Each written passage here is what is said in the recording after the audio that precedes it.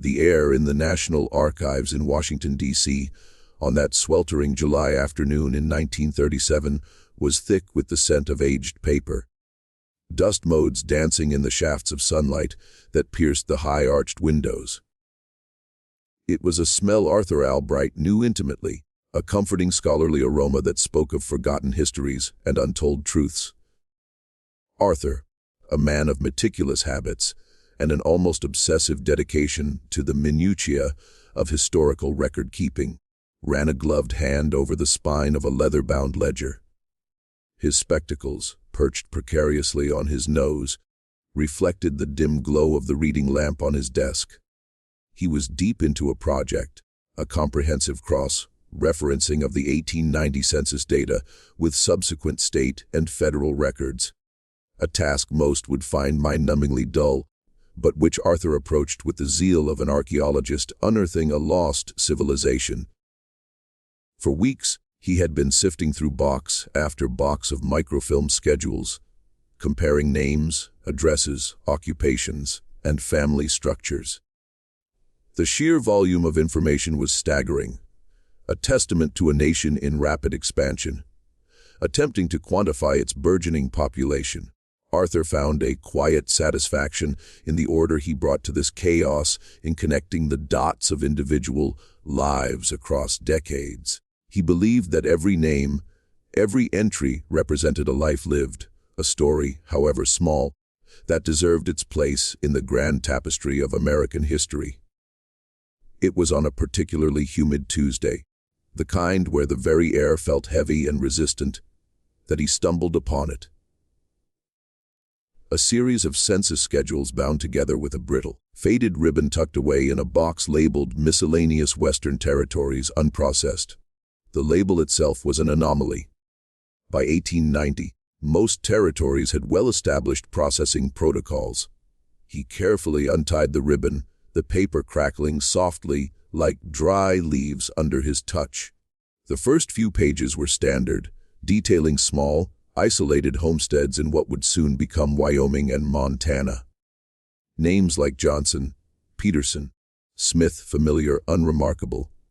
Then he turned a page and the familiar rhythm of his work faltered. The handwriting was distinct, a neat, almost elegant script, yet firm and precise.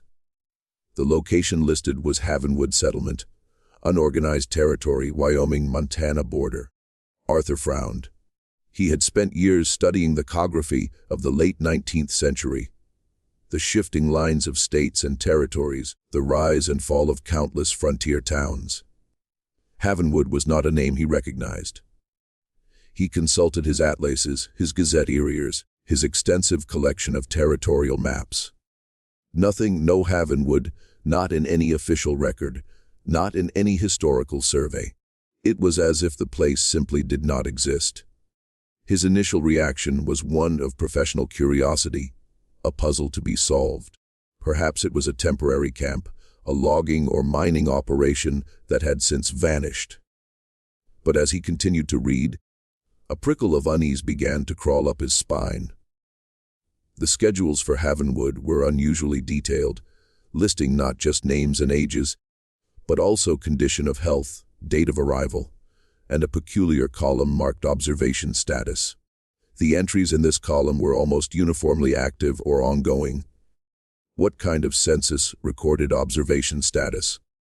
He counted the names. 214 individuals, men, women, children, entire families. The ages ranged from infants to the elderly. Each name was meticulously recorded.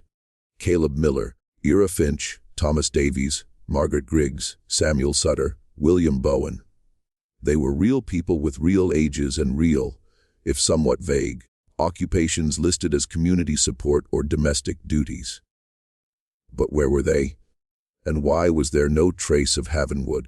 Arthur spent the rest of the afternoon cross-referencing. He pulled up the official 1890 census records for the surrounding counties in Wyoming and Montana. He checked land deeds, homestead claims, birth and death certificates from the period. He even delved into military records, searching for any mention of a settlement or a detachment assigned to such a remote location. The results were always the same, a resounding silence. The 214 individuals listed in the Havenwood schedules did not appear anywhere else. Their names were absent from every official document, every public record, every historical account he could access. They were ghosts on paper, meticulously cataloged, yet utterly erased from the official narrative of the nation. The more he searched, the deeper the mystery became and the more unsettling the implications. It wasn't just a missing town. It was 214 missing lives. How could an entire community large enough to warrant its own census schedules simply vanish without a trace? Who was the enumerator who had recorded them? And why had these particular schedules been relegated to an unprocessed box, seemingly forgotten for nearly half a century? The dust in the archives, once a comforting presence, now felt heavy, almost suffocating, as if it held secrets too profound to be disturbed. Arthur felt a growing sense of responsibility, a quiet determination to bring these forgotten names back into the light. He knew with a certainty that chilled him to the bone that he had stumbled upon something far more significant than a mere historical anomaly. He had found a void, a deliberate erasure, and the implications of such an act were chilling. If this story has piqued your curiosity and you're finding yourself drawn into this historical enigma, consider hitting the like button and subscribing to the channel. Your support helps us uncover more forgotten tales like this one. Arthur Albright's initial professional curiosity quickly morphed into a consuming obsession. The anomalous census schedules for Havenwood settlement became his singular focus, eclipsing all other archival duties. He felt a profound, almost spiritual connection to the 214 names meticulously penned on those brittle pages. They were not just data points. They were individuals whose very existence had been systematically denied. And Arthur, with his quiet, scholarly demeanor, felt an urgent duty to restore their place in history. His investigation began with the handwriting. The enumerator's script was distinctive, elegant, yet firm, with a particular flourish on the capital H and a precise, almost artistic loop on the G. It was the hand of someone educated, perhaps even refined. Certainly not the rough scrawl often found in frontier records. Arthur spent days poring over other 1890 census documents, comparing scripts, searching for a match. He eventually found it in a small, unassuming box containing the personal effects of deceased federal employees whose families had donated their papers to the archives. The box was labeled Elias Thorne, Census Bureau, 1890-1895. Inside, among faded letters and official correspondence, was a personal journal. Its cover was worn leather, its pages filled with the same distinctive script. Arthur's heart pounded as he carefully opened it. The early entries detailed Elias Thorne's life as a young idealistic census enumerator. Elias, a man in his late 20s, had joined the Census Bureau with a fervent belief in the power of data to shape a better nation. He saw his work not as mere tabulation, but as a vital act of civic duty, ensuring every citizen, no matter how remote, was counted, acknowledged, and represented. Elias wrote of his family in upstate New York, his widowed mother, his younger sister. He spoke of his dreams of contributing to the burgeoning American experiment, of bringing order and understanding to the vast, untamed territories. His early assignments were typical, bustling towns, sprawling farms, isolated ranches. He meticulously recorded every detail, often adding personal observations about the resilience and spirit of the frontier people. Then, in an entry dated early spring of 1890, the tone shifted. Elias wrote of receiving a special assignment, a directive from a newly formed department of public health initiatives, a branch he hadn't heard of before. The assignment was to enumerate a newly established, highly isolated settlement deep in the unorganized territories straddling the Wyoming and Montana borders. The directive emphasized the sensitive nature of the community, citing a need for discreet and thorough documentation due to a unique public health situation. Elias, ever the diligent civil servant, saw it as a challenging but important task, a testament to the government's commitment to even its most remote citizens. He expressed a mix of excitement and trepidation, noting the unusual secrecy surrounding the mission. A place so remote, he wrote, that even the map seemed to forget it. But no American should be forgotten. Arthur read on, his fingers trembling slightly. This was it, the genesis of Haven Wood. The journal entries provided a crucial intimate perspective that the official schedules lacked. Elias's initial optimism, his unwavering belief in his mission, made the eventual horror all the more poignant. Arthur imagined Elias, a man of integrity, setting out with his census forms. Unaware of the sinister reality awaiting him, he continued to cross-reference. Now armed with Elias Thorne's name, he found Elias's official employment records. A brief 5-year tenure with the Census Bureau, followed by an abrupt resignation in late 1895, citing personal health reasons. There were no further records of Elias Thorne in any federal capacity. It was as if he, too, had been partially erased, his promising career cut short, perhaps by what he had witnessed. Arthur consulted with a few trusted colleagues, presenting his findings with a cautious enthusiasm. Dr. Eleanor Vance, a senior archivist specializing in demographic shifts, listened patiently, her brow furrowed. "All bright," she said, tapping a pencil against her chin. "This is highly irregular, a settlement of over 200 people completely unrecorded elsewhere. It defies logic. Are you certain there isn't a simple explanation? A misfiled document, perhaps a temporary camp that disbanded before official recognition?" Arthur shook his head. "I've checked every possible avenue. Eleanor land claims, postal routes, even railroad expansion surveys. Nothing. And the observation status column, it's not standard census procedure. It suggests something else entirely." He showed her the journal entries. Elias's growing unease palpable, even across the decades. Eleanor's skepticism began to waver, replaced by a look of dawning concern. "This Department of Public Health Initiatives, I don't recall any such federal body existing in 1890 with the authority to establish secret settlements. The Public Health Service was still in its infancy, focused on ports and quarantines, not internal communities." The more Arthur delved, the clearer it became. This was no mere administrative error. This was a deliberate act of omission, a carefully orchestrated disappearance. The names on the Haven Wood schedules were not just forgotten. They had been made to be forgotten. And Elias Thorne, the diligent enumerator, was the only one who had dared to record their existence. Arthur felt a cold dread settle in his stomach. The implications were vast, terrifying.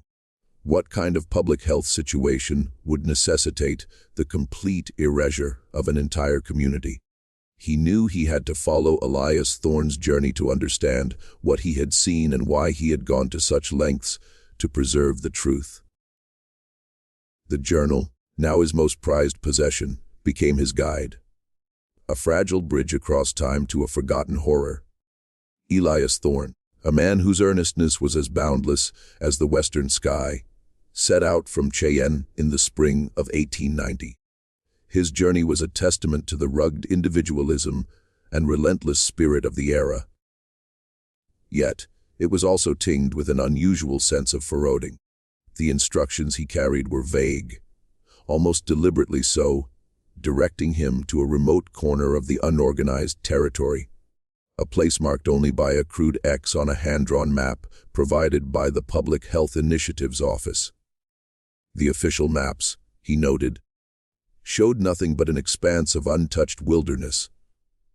His initial days were spent traversing the familiar, if challenging, landscapes of Wyoming.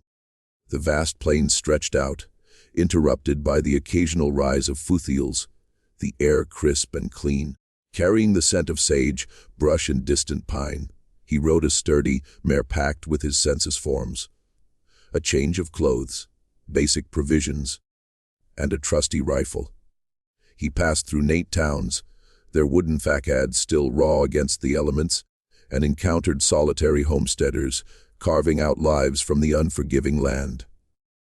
These interactions were always cordial, often ending with a shared meal and stories exchanged by the flickering light of a campfire.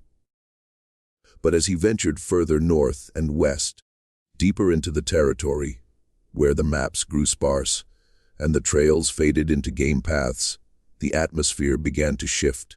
The conversations with the few trappers and traders he encountered grew shorter, their eyes darting nervously. When he mentioned his destination, Havenwood, you say? An old fur trapper with a weather-beaten face grunted, spitting tobacco juice into the dust. Never heard of it, and if I had, I reckon I'd forget it quick. He then turned his back, refusing further conversation. Another time, at a dilapidated trading post, the proprietor, a gaunt man with a perpetual tremor in his hands, grew pale when Elias inquired about the settlement. "Best not to go looking for what ain't meant to be found, son," he whispered, his voice raspy. "Some places they just ain't on God's good earth." He then busied himself with rearranging dusty tins, his back to Elias, effectively ending the discussion. The silence that followed these encounters was more unsettling than any direct warning. It was a silence heavy with unspoken fears, with the weight of local legends and hushed rumors. Elias, a man of logic and reason, tried to dismiss these reactions as frontier superstition, the natural caution of those living on the fringes of civilization. Yet the cumulative effect was undeniable. A seed of unease had been planted, and it began to sprout with each mile he traveled. The landscape itself seemed to conspire with the growing dread. The vibrant greens of the plains gave way to a more muted palette of grays and browns. The trees becoming sparser, their branches gnarled and twisted as if in perpetual agony. The air grew still, the usual sounds of wildlife, the chirping of crickets, the distant howl of a coyote seemed to diminish, replaced by an unnatural quiet. He noted in his journal, "The land here feels held as if it is waiting for something or perhaps holding its breath." The silence is profound, unlike any I have experienced. Even the wind seems to whisper rather than roar. He found himself constantly scanning the horizon, not for danger, but for an explanation, a sign that would dispel the growing sense of wrongness. After weeks of arduous travel, navigating through increasingly dense pine forests and over rocky, unforgiving terrain, Elias finally reached a high ridge. Below him, nestled in a secluded valley, was Havenwood. It wasn't a sprawling town, but a cluster of buildings, perhaps 20 or so, arranged in a neat, almost geometric pattern around a central larger structure. A tall, sturdy fence made of thick timber surrounded the entire settlement, its presence stark and imposing against the natural backdrop. It wasn't a stockade, but it certainly wasn't a typical ranch fence either. It looked more like a barrier. No smoke rose from the chimneys despite the cool mountain air. No children played in the dusty lanes. No livestock grazed in pastures. The settlement was eerily still, a silent tableau bathed in the late afternoon sun. Elias dismounted, his boots crunching on the dry earth. He felt a chill that had nothing to do with the temperature, the warnings of the trappers, the hushed tones of the traders, the unnatural silence of the wilderness. It all coalesced into a single undeniable truth. This was not a normal place. His census forms, once symbols of order and inclusion, now felt like a flimsy shield against an unknown darkness. He took a deep breath, adjusted his hat, and began his descent into the valley, his heart heavy with a premonition he couldn't shake.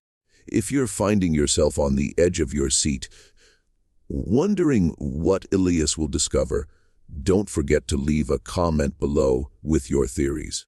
We love hearing from you. The descent into Havenwood Valley was like stepping into a different world, a pocket of unnatural stillness carved out of the rugged frontier. As Elias drew closer, the details of the settlement became starkly clear. The buildings were uniformly constructed. Simple wooden structures painted a dull, faded gray, arranged in precise rows. There was a central, larger building that appeared to be a communal hall or administrative office, and another, slightly smaller, with a distinctive, almost clinical cleanliness to its exterior, perhaps a dispensary or infirmary. The timber fence, which from a distance had seemed merely robust, now revealed itself to be formidable. Topped with a single strand of barbed wire, a detail Elias found deeply unsettling. The oppressive silence was the first thing that truly struck him. No barking dogs, no crowing roosters, no distant shouts of children at play. Even the wind, which had been a constant companion on his journey, seemed to die down as he entered the valley, leaving only a profound, almost suffocating quiet. And then there was the smell, a faint metallic sweet odor, subtle at first, but growing stronger as he approached the main gate. It was an unfamiliar scent, yet it carried an unsettling undertone, like old blood mixed with something medicinal and cloying. As he dismounted at the gate, a figure emerged from the central building. He was an older man, perhaps in his late 60s, with a lean frame and a face etched with countless lines, like a map of sorrow. His eyes, however, were what truly captured Elias's attention. A startling pale blue set deep in their sockets, and holding a wariness that seemed to predate his years. His skin was unnaturally pale, almost translucent, and his movements were slow, deliberate, as if conserving every ounce of energy. "Good afternoon," Elias offered, his voice sounding unnaturally loud in the silence. "My name is Elias Thorne. I'm with the United States Census Bureau. I'm here to enumerate the residents of Havenwood Settlement." The old man regarded him with those pale eyes, a flicker of something unreadable passing through them. "We've been expecting you, Mr. Thorne," he said, his voice soft, raspy, yet carrying an unexpected authority. "I am Caleb Miller, the elder of this community. Welcome to Havenwood." He gestured towards the gate, which to Elias's surprise was unlocked. As Elias led his mayor through, he noticed two other figures, younger men, standing silently by one of the gray buildings. They were dressed in simple dark clothing, and each carried a rifle held casually, but purposefully. They watched him with the same unnerving stillness as Caleb Miller, their faces equally pale and devoid of expression. Elias felt a cold knot tighten in his stomach. These were not typical frontier guards. Caleb led him to a small, sparsely furnished cabin. "You'll stay here," he said. "We have little to offer in the way of comfort, but it is clean." He then sat on a wooden stool, his gaze fixed on Elias. "You wish to know about us, Mr. Thorne? Our names, our ages, our stories." Elias nodded, opening his satchel and retrieving his census forms. "That is my duty, Mr. Miller, to ensure every American is counted." Caleb let out a soft, dry chuckle that held no humor. "Counted, yes, but for what purpose, I wonder?" He then began to speak, his voice a low monotone, recounting the community's history. He spoke of how 3 years prior they had been recruited from various struggling communities across the Midwest. Farmers whose land had failed, miners whose veins had run dry, families displaced by economic hardship. They had been promised a new life, a fresh start in a fertile valley, free land, and a supportive community, all under the benevolent guidance of a special government initiative focused on health and well-being. "They told us it was a chance to build something new," Caleb explained, his eyes distant. "A place where we could escape the diseases of the crowded cities, where our children could grow strong and healthy, free from the consumption that plagued so many. They promised a doctor resources, a future. He paused, a deep sigh escaping his lips, and we, desperate and hopeful, believed them. Elias listened, his pen poised over the paper. He asked about their journey, the promises made, the initial days in Havenwood. Caleb described a carefully orchestrated relocation, trains and covered wagons, all managed by stern, uniformed men. Upon arrival, they were told the settlement was a controlled environment for a long-term health study, and they were to remain within the fence for their own protection and for the integrity of the study. As Caleb spoke, Elias observed the other residents. They moved about their daily tasks with a quiet resignation, their faces uniformly pale, their eyes often downcast. He saw children, thin and listless, playing without laughter, their movements slow and deliberate. The metallic sweet smell seemed to cling to everything, a constant subtle reminder of something unseen and pervasive. Later that evening, as Elias began his enumeration, he met Ara Finch, a former school teacher from Ohio. She was a woman of quiet dignity, her once bright eyes now shadowed with a profound sadness. They promised us education, a library, a chance to teach again, she whispered, her voice barely audible. Instead, I teach the children what I can, but their minds. They are not as sharp as they once were. The sickness, you see, it takes more than just the body. She spoke of a persistent cough that afflicted many, a gradual wasting away that seemed to touch everyone in Havenwood. He spoke with Thomas Davies, a burly man who had once worked the coal mines of Pennsylvania. Thomas's frame was still powerful, but his skin was a sickly gray, and his breath came in shallow gasps. They said this valley had clean air, that it would cure the black lung. He rasped, a bitter laugh escaping him. Instead, it just waits. We all wait. Samuel Sutter, a farmer from Kansas, spoke of the fertile land they were promised. The soil here is rich, Mr. Thorne, he said, gesturing vaguely towards the fields beyond the cabins. But the crops, they don't thrive. They grow weak, just like us. And the water, it has a strange taste. Margaret Griggs, a young mother, held her infant son, William Bowen, close. The baby was unnaturally quiet, his skin almost translucent. Margaret's eyes were wide with a silent plea. They said the doctor would make us well, she whispered, tears welling. But he only watches. He only writes in his books. It was then that Elias saw him, a man in a crisp white coat emerging from the pristine medical facility.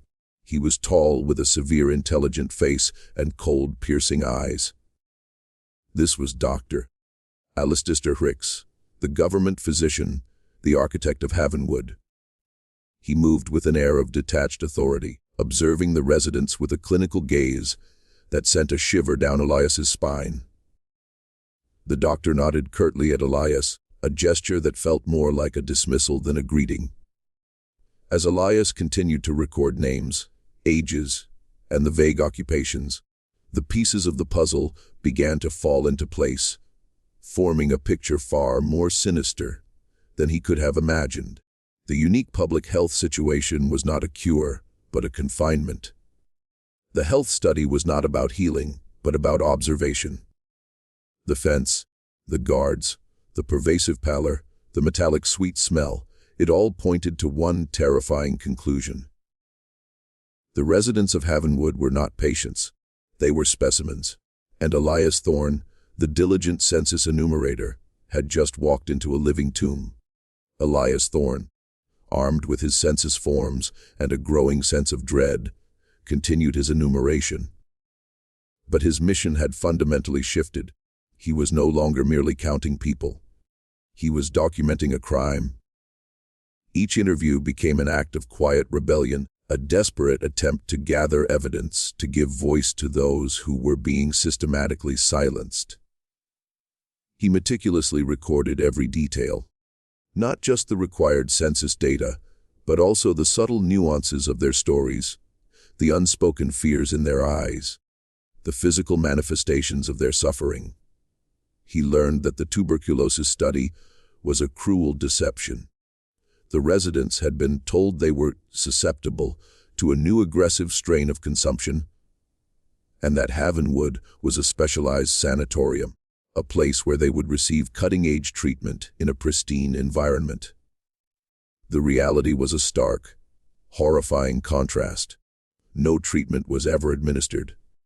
Instead, Dr. Ricks and his small team of assistants meticulously documented the progression of the disease. They measured lung capacity, recorded cough frequency, charted weight loss, and noted the increasing power of the skin.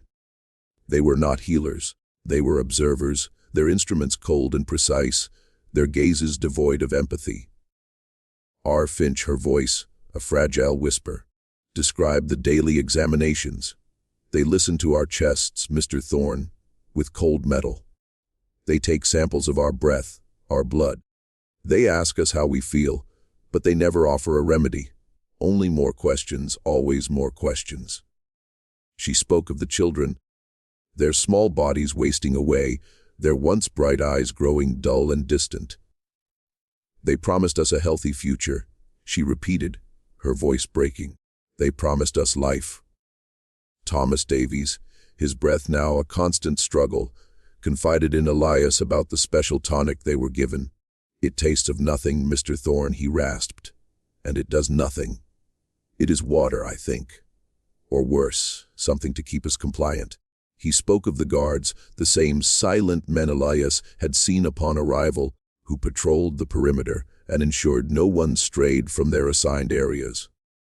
They are not here to protect us, Thomas said, a bitter cough racking his frame. They are here to keep us in. Samuel Sutter, the farmer, revealed a chilling detail. The doctor, he sometimes speaks of control groups and variables, he muttered, his eyes darting nervously towards the medical facility. He says, our sacrifice will benefit mankind. But what kind of benefit comes from watching people die slowly? Elias's horror deepened with each confession. He tried to engage Dr. Ricks in conversation, feigning a professional interest in the study. The doctor, a man of chilling composure, spoke in clinical terms, his voice devoid of emotion. Mr. Thorne, this is a groundbreaking initiative. Ricks explained, gesturing vaguely towards the pale residents. We are observing the natural progression of a highly virulent pulmonary affliction in a controlled, isolated environment. The data we are collecting will be invaluable in understanding its etiology and potential future containment strategies. Sentimentality, I assure you, has no place in pure scientific inquiry. When Elias cautiously inquired about treatment, Ricks's eyes narrowed slightly. Treatment, Mr. Thorne, would contaminate the data. Our objective is observation, not intervention. These individuals, by their very presence, here are contributing to a greater good. The words hung in the air cold and sharp as a surgeon's scalpel. Elias realized then that Ricks saw these people not as human beings, but as living experiments. Their suffering merely data points in a macabre ledger. Elias's internal conflict raged. He was a federal employee sworn to uphold the law, but what he was witnessing was a profound violation of every moral and ethical principle he held dear. He knew he couldn't openly challenge Ricks. The doctor's authority, backed by the armed guards, and the impenetrable fence was absolute within Havenwood. His only recourse was to continue his enumeration, to document the truth in a way that could not be easily dismissed. He began to embed hidden messages within his census notes. In the remarks section, where he was supposed to note minor observations, he wrote cryptic phrases. Next to Ara Finch's name, he noted, subject expresses profound despair regarding promised education and children's health decline. For Thomas Davies, subject exhibits severe respiratory distress, questions tonic efficacy.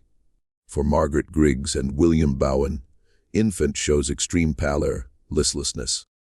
Mother expresses fear of doctor's observation. He hoped that if these documents ever saw the light of day, someone someday would understand the true meaning behind his seemingly innocuous remarks. One evening, while Hicks was occupied in his laboratory, Elias managed to slip away and approach the medical facility. The building, though pristine, exuded a chilling aura. He tried the door to the records room, finding it, as expected, locked. But through a small, grimy window, he glimpsed stacks of ledgers, charts, and what looked like personal effects. He knew the full story. The true nature of the study lay behind that locked door. The residents, sensing his quiet defiance, began to whisper more freely. Stories of those who had tried to leave, who had attempted to scale the fence or sneak past the guards. They just disappeared, Mr. Thorne. Caleb Miller confided, his voice barely audible.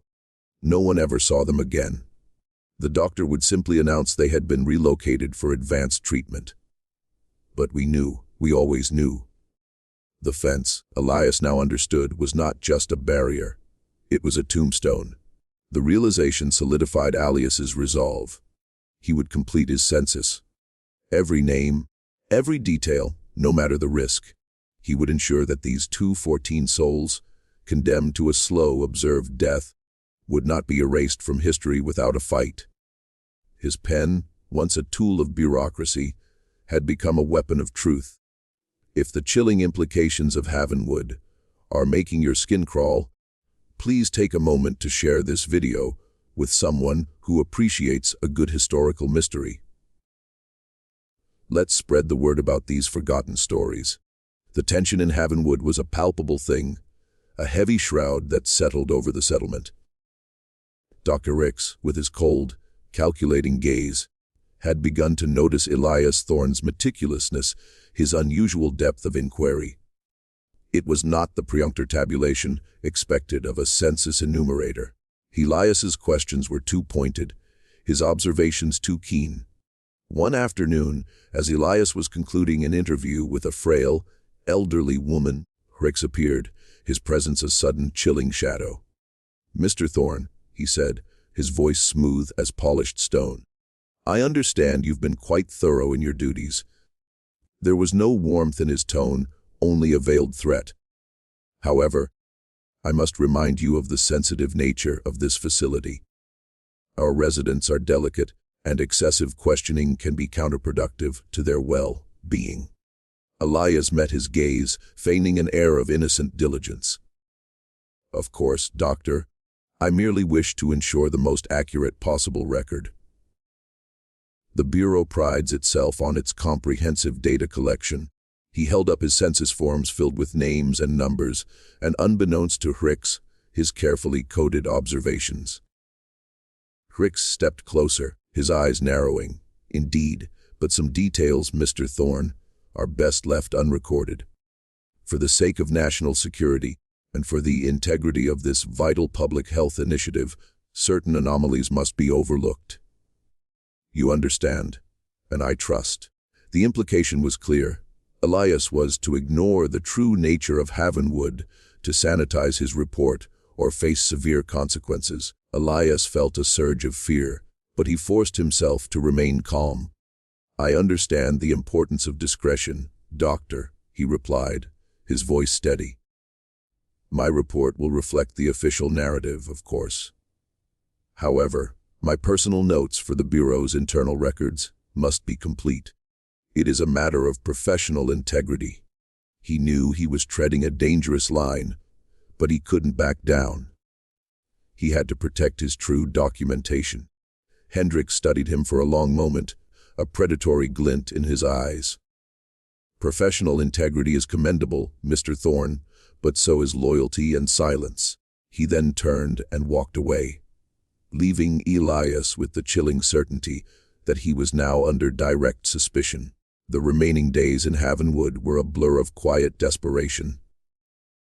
Elias worked quickly, completing the last of his interviews, his heart heavy with the knowledge that he was likely the last outsider these people would ever see. He spoke with Caleb Miller one final time under the cover of dusk. "I have recorded every name, Mr. Miller, Elias whispered, his voice thick with emotion. Every single one. They will not be forgotten. Caleb's pale eyes, filled with an ancient sorrow, met his. Thank you, Mr. Thorne. He rasped, a single tear tracing a path down his weathered cheek. We knew we were being erased. To be counted, to be acknowledged, it means more than you can know. Just remember us. Remember Havenwood. Tell them we were here. The next morning, Elias was informed by one of the armed guards that his enumeration was complete, and arrangements had been made for his departure.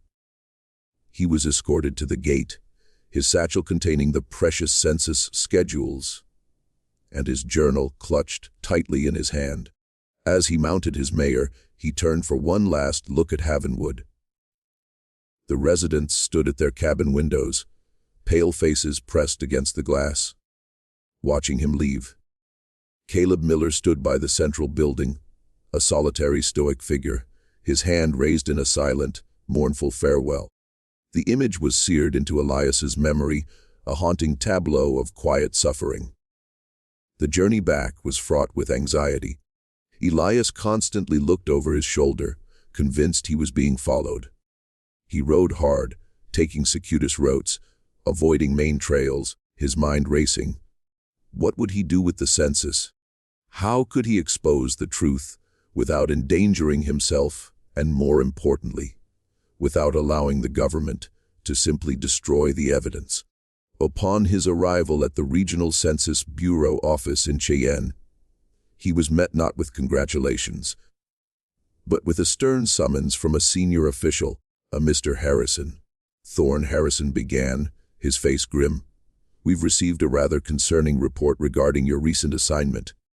Dr. Hendris of the Public Health Initiatives has expressed dissatisfaction with your conduct. He claims you were overly intrusive, disruptive to their sensitive operations. Elias felt a cold dread. Hicks had moved quickly.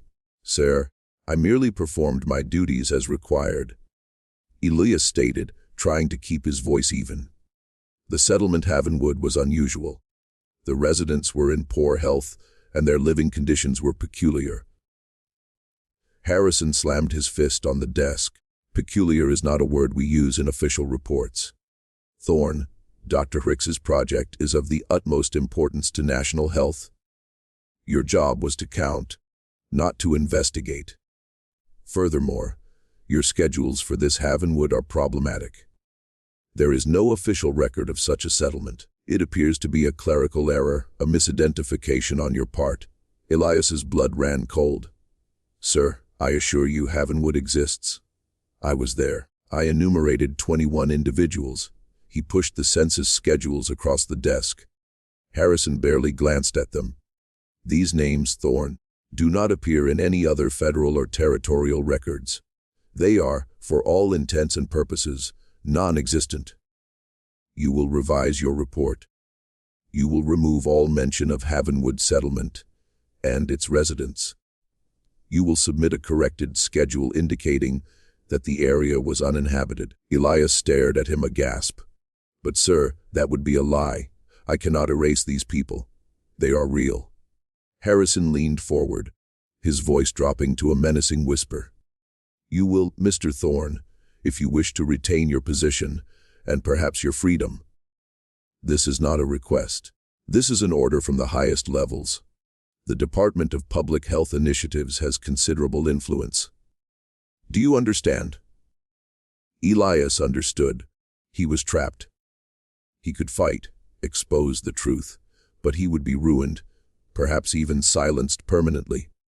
And the evidence would be destroyed, or he could comply outwardly and find another way. He looked at the census schedules, at the names he had so carefully recorded, at the hidden messages he had embedded. He knew what he had to do. Yes, sir, Elias said, his voice barely audible. I understand. He took the schedules back, his hands shaking slightly. He would submit the sanitized report, but the original, the true record of Havenwood, would not be destroyed. He would hide it along with his journal deep within the archives, where it might one day be found by someone like Arthur Albright. Someone who would understand. He would ensure that even if they were officially never existed, their names would endure. Back in the hushed sanctity of the National Archives in 1937, Arthur Albright felt a profound connection to Elias Thorne. He had followed Elias's journey through the journal entries, felt his initial idealism, his growing unease, and finally his chilling realization, the confrontation with Harrison, the forced compliance, the desperate act of hiding the true census. It all painted a picture of a man of integrity, caught in a web of institutional horror. Arthur now had the full unredacted Havenwood census schedules, complete with Elias's cryptic remarks. He had Elias's journal detailing the journey and the observations. But he needed more. He needed to understand the full scope of the government cover-up, the machinery, that had allowed such an atrocity to occur and remain hidden for nearly half a century. He began to search for any mention of the Department of Public Health initiatives. It was a phantom organization, leaving almost no paper trail. However, by cross-referencing dates and personnel mentioned in Elias's journal, Arthur eventually found a series of obscure appropriations bills from the late 1880s tucked away in congressional records. These bills allocated funds for experimental public health programs in unorganized territories with vague language about disease containment and population studies. The funding was substantial and the oversight minimal. He also unearthed correspondence between Dr. Alastair Hricks and various high-ranking officials in the Naint Public Health Service. The letters, heavily redacted, spoke of promising preliminary results from the Havenwood project, emphasizing the unique opportunity for longitudinal observation and the invaluable data being collected. There were no mentions of patients, only subjects. No discussions of treatment, only protocols. The cold clinical language confirmed Elias's suspicions. Havenwood was a human laboratory. Arthur's investigation led him to the fate of the Havenwood site itself. He found a single brief government report from 1896 declaring the experimental health facility in the unorganized territory to be decommissioned due to unforeseen environmental factors.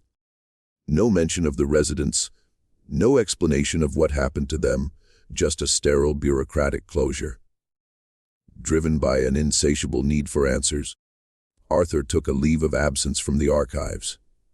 He packed a small bag, purchased a train ticket, and set out for the remote region where Havenwood was once located. The journey in 1937 was far less arduous than Elias's in 1890, but the landscape remained wild and unforgiving. He hired a local guide, an old rancher named Jebidiah Finch, whose family had been in the area for generations. Havenwood, you say? Jebidiah squinted, chewing on a piece of straw. Heard old tales about a ghost town out that way. Folks said. It just vanished like the earth swallowed it whole. My grandpappy, he used to tell stories about strange lights and men in dark coats, but he always said it was just fever dreams. After days of travel, they reached the secluded valley. It was overgrown, reclaimed by nature. The sturdy timber fence was gone, likely scavenged for wood. But Arthur found the faint outlines of foundations, the remnants of what had once been the cabins. The central building's foundation was larger, more robust, and near it, the distinct rectangular footprint of the medical facility. The metallic sweet smell was long gone, replaced by the earthy scent of pine and damp soil. Yet, a profound silence still hung over the valley. A heavy, mournful quiet that seemed to echo the suffering that had once taken place there. Arthur walked among the ruins, his heart aching. He imagined the pale faces at the windows, the children playing without laughter, the quiet desperation of Caleb Miller and Finch. He picked up a small, rusted tin toy, a child soldier half buried in the dirt, a tangible link to a life that had been officially erased. He spoke to other old-timers in the scattered ranches and small towns nearby. They all had similar stories, hushed rumors, warnings about that valley, vague memories of a time when strangers came and went, and then nothing. No one had ever seen the residents leave. No one had ever heard of them settling elsewhere. They had simply ceased to exist, not just on paper, but in the collective memory of the region. Arthur returned to Washington. His resolve hardened. He had seen the physical evidence of Havenwood's existence and the chilling absence of its people. He had pieced together the bureaucratic machinations that had allowed it to happen. The government, in its pursuit of scientific knowledge and public health, had committed an act of profound dehumanization, erasing 214 lives from the national consciousness. He knew he couldn't let Elias Thorne's sacrifice be in vain. The truth, however inconvenient, however horrifying, had to be preserved. If you're finding this journey into a forgotten past compelling, please consider hitting the subscribe button. We're dedicated to bringing these untold stories to light, and your subscription helps us continue our work. Arthur Albright, back in the quiet solitude of the National Archives, felt the weight of history pressing down on him. He had uncovered a truth so profound, so disturbing that it threatened to shatter his perception of the orderly world he had always believed in. The meticulous records, the carefully preserved documents, the very foundation of his professional life, now seemed to hide as much as they revealed. He returned to Elias Thorne's journal, now reading the later entries, those penned after Elias's forced compliance and his abrupt resignation from the Census Bureau. Elias's handwriting, once so neat and precise, had become more erratic, reflecting the turmoil within him. He wrote of sleepless nights, haunted by the pale faces of Havenwood, by the metallic sweet smell that seemed to cling to his memory. Elias had tried, in his own quiet way, to expose the truth. He had written anonymous letters to newspapers, to congressmen, to various public health organizations. Each attempt was met with silence, dismissal, or thinly veiled threats.